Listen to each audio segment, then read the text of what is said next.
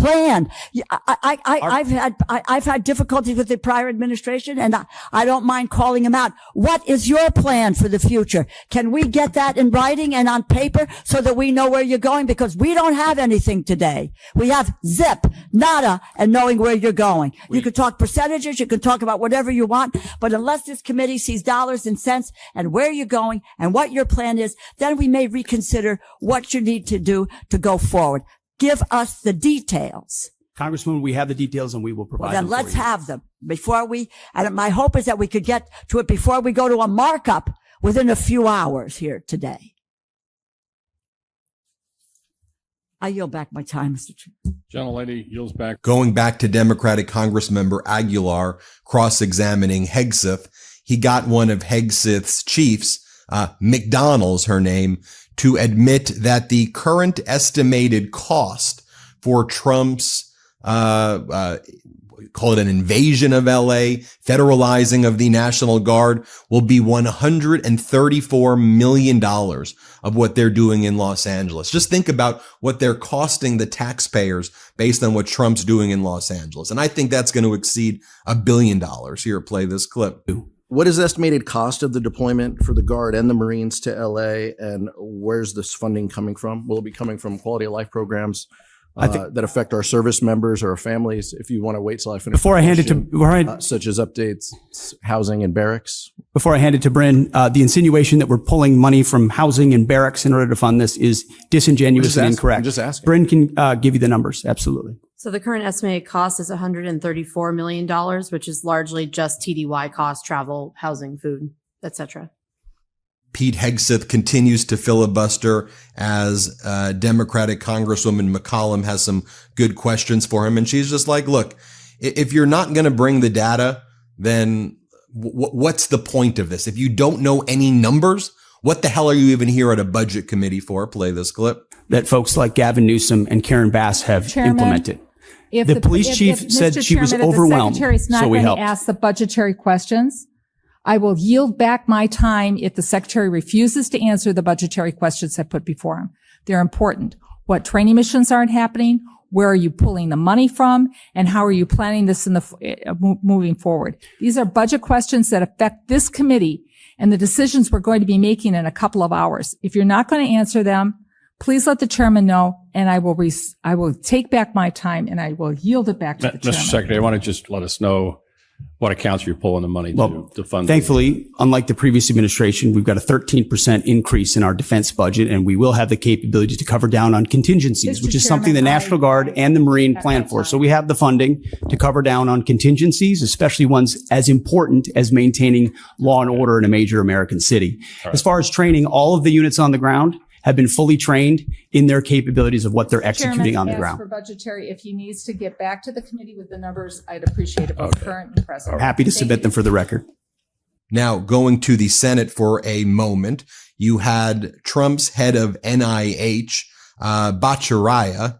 He testified, and I want you to watch Democratic Senator, let's start off with Democratic Senator Baldwin's questioning of NIH Director Bhattacharya. Play this clip. You don't deny that it reduces the amount that will be spent on biomedical research next year by an even deeper amount than the $18 billion, 40% cut already. Right. So the way the forward funding works, right now we have multi-year projects that we fund. Yes. And forward funding says we will allocate the money for those multi-year projects this year rather than in the out years. And so in principle, if it's a 4-year project, 3 of the years will sit in an escrow account and not be spent next year.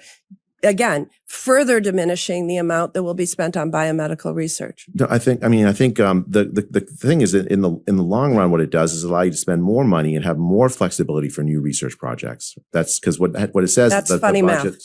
It's just the math. I'm an economist also. What it does is it says, look, let's allocate the money this year so that next year the money isn't tied up on previous year's projects. That's in the long run. I mean, I think, as I said, I'm happy to work with Congress and looking forward to working with Congress on this. This is a budget proposal, not a final thing. I think if I had to start and redesign the system again from the start, allowing more flexibility as new scientific opportunities come up, the forward funding model allows that to happen actually more than the current model, where large fractions of the NIH budget are tied up with old projects. So I think that, but as the transition it really matters how we do it. And so I absolutely really glad to work with Congress on that to make sure that there's no disruptions. Thank you. Then you have Democratic Senator Murray grilling Bhattacharya about cuts to medical research, including ending HIV vaccine trials. Play this clip. Research effort to develop an HIV vaccine, just as scientists, including at the Fred Hutch Center in Seattle, are on the cusp of a functional cure for HIV. Terminating those HIV vaccine trials now cuts off access to treatment for 6,000 patients in the network. You canceled a clinical trial evaluating new evidence-based interventions for type 2 diabetes in rural communities in Appalachia. You terminated a clinical trial studying immunotherapy in combination with monoclonal antibodies to treat women with recurrent ovarian cancer. That is what has already happened. So now you are coming to us today proposing to cut NIH funding by 40% next year.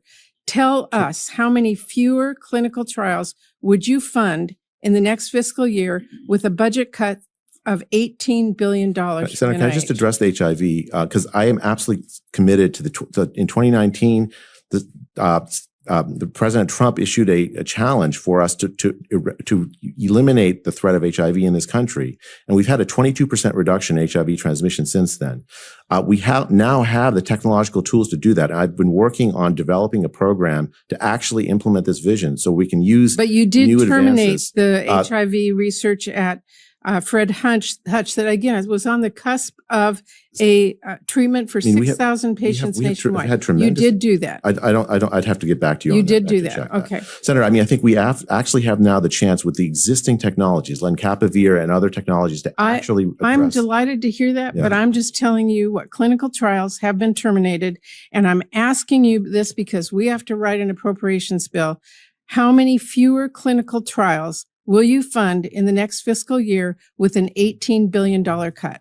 Well, Senator, That's your budget request. The budget request is a work of negotiation between Congress and the administration.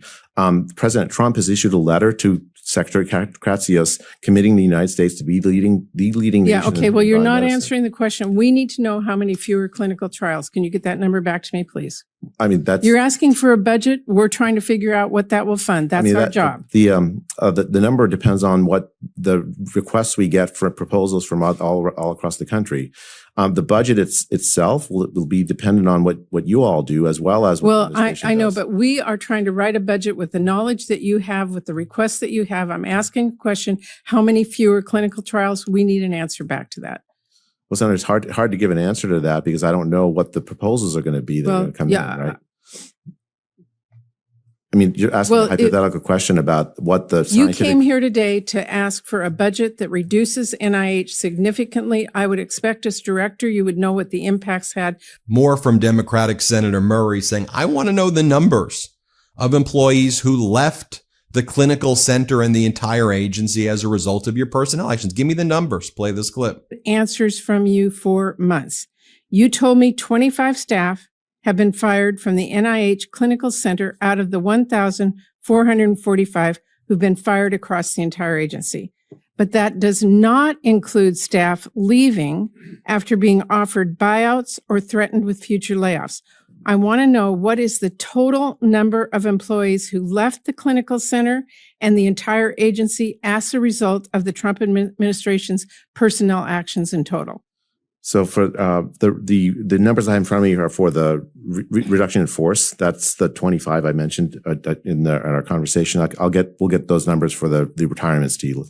Well, I told you I was going to ask for this administration over the phone. I've requested this multiple times. How come you do not have that for us today? Yeah, I thought it's my misunderstanding. I thought you were asking for the reduction in force numbers, which we provided. No, I was being very clear. So I want to know, by the end of the day, can I have a detailed list of the reductions in staff by institute, by center, by job function, You- not just the including RIFs. You don't, not just the RIFs. We'll get to but those. total staff reductions. Can I have that by the end of the day? Yes. Okay. Those are really basic questions, and I want to see that by the end of today. Then Democratic Senator Dick Durbin had his term to